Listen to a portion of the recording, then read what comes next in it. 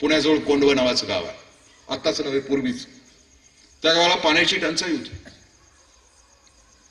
शिवछत्रपतींना एक पत्र गेलं की आमच्या गावाला धरण बांधायचं, आमच्या गावाला एक पाझर तलाव, आमच्या गावाला तलाव बांधायचा, आमच्या गावच्या आया बहिणींचं दुःख हलकं करायचं आहे म्हणून शिवछत्रपतींना एक पत्र पाठवलं.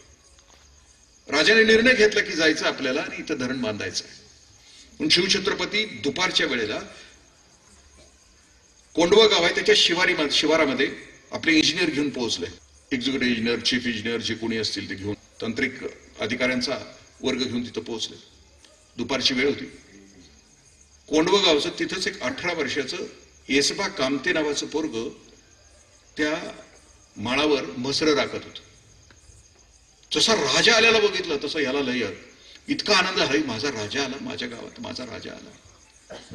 राजे निघाले. राजे घोड्यावरून त्या कोंडवं गावच्या माळ्यावरून दुडक्या चालीनं त्यांचा घोडा पुढे चाललं होतं. हे डाव्या अंगानं हातात काठी घेऊन येसबा कामते नावाचं पोरग असं डाव्या अंगानं पुढं पुढं पुढं निघालं होतं. राजा पुढं आणि हे डाव्या बाजूनं पुढं पुढं.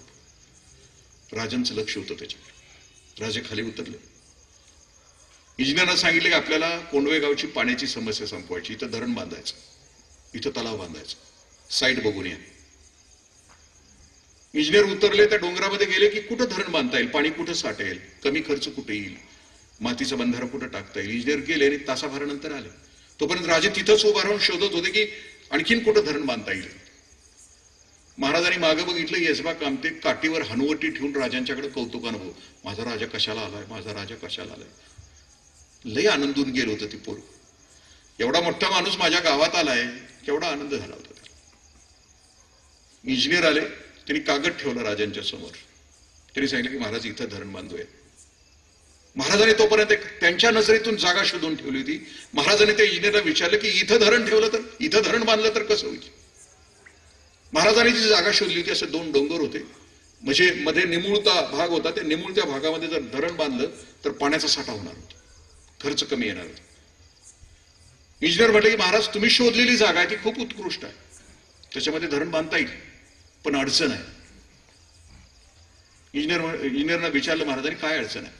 ते म्हटले महाराज तिथं काळी धोंड आहे, 17-18 फुटाची खूप मोठी धोंड आहे. ते म्हटले धोंड जर तिथून काढली तर उत्कृष्ट धरण येईल.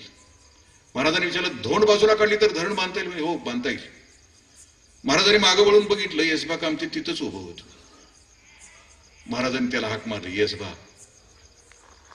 एक काम करशील. हे म्हणते जी.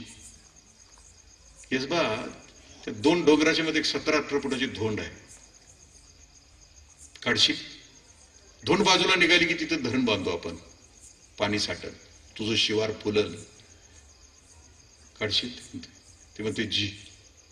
काय कळत नसतं.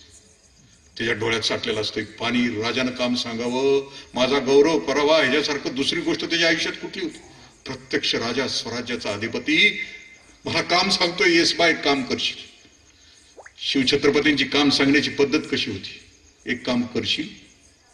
आणि हे स्वराज्याचा पाईक पोरग आहे, त्याला माहित आहे की स्वराज्य घडणार कसं, गाव कसं घडणार आहे. त्याला माहित आहे माझा राजा जन्मालाच आलाय, तो युगपुरुष म्हणून आलाय, अवघ्यांच्या उद्धारासाठी आलाय. त्याला माहित होतं राजा कशासाठी आलाय.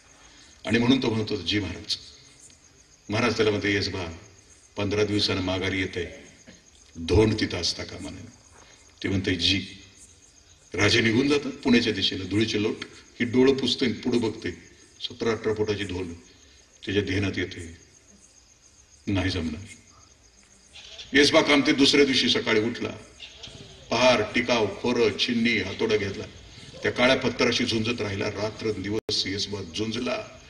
तो काळा पत्थर दूर केला आणि 16व्या दिवशी पुण्याच्या दिशेनं तो वाट बघत होता. भर दुपारी पुण्याच्या दिशेनं धुळीचे लोट उठले. येसबाच्या ध्यानात आलं माझा राजा आलाय, दिलेलं आश्वासन पाळतोय. घोड्यावरून उतरले. महाराजांना माहित होतं, गॅरंटी होती माझं पोरग धोंड बाजूला काढणार. महाराजांनी च्या कमरेला सुवर्ण मुद्रांच्या नाण्याची एक पिशवी होती. ती पिशवी खळ दिशी वाजली. येसबाच्या ध्यानात आलं माझा राजा मला बक्षीस देणार. येसबा पळायला लागले, त्याला बक्षीस नको. येसबा मोहर, राजा माग, येसबा मोहर, राजा माग. राजानं गाठलं, येसबाच्या खांद्यावर हात ठेवला. हे दृश्य कुणी नाही बघू शकत, फक्त सह्याद्रीनं बघितलंय. माझा सह्याद्री साक्षीदार आहे. आपल्या मावळ्यांच्यासाठी. महाराज त्याला म्हणतात घे. येसबा म्हणते नाही महाराज, यातलं छदांबी मला नका. धोंड बाजूला सरली, धरण होईल, गावात मोती पिकत्याल, गाव सुखी होईल, मला यातलं छदांबी नका. येस बाजू आहे ना, तो सांगतो की माझ्या या गावाशी काय करता काय.